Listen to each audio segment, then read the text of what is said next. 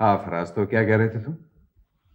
Sir मैं ये कह रहा था कि वो जो जॉन हेस्टर ने आपको कोटेशन दी थी उसके बारे में कुछ सोचा आपने? हाँ वो मेरे सामने, मैंने इसको स्टडी कर लिया है।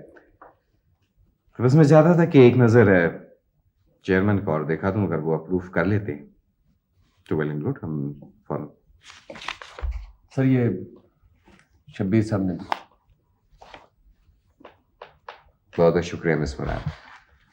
सर आपको अच्छे लगे? बहुत अच्छे।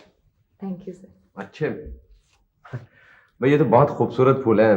वाह वाह वाह, इनकी वजह से तो कमरे की रौनक ही बदल गई है ना तैमूर साहब?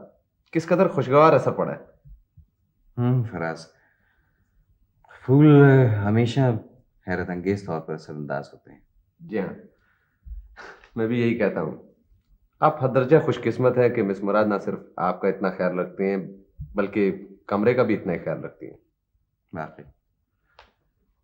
सर ऐसा नहीं हो सकता कि कुछ अरसे के लिए मिस मुराद का ट्रांसफर मेरे गरीब खाने पे कर दिया जाए? कुछ रौनक उधर भी आ जाएगी। मेरे ख्याल में तुम रहमान से बात करो, उनसे कहो वो तुम्हारे लिए एक एफिशिएंट सेक्रेटरी तलाश कर देंगी।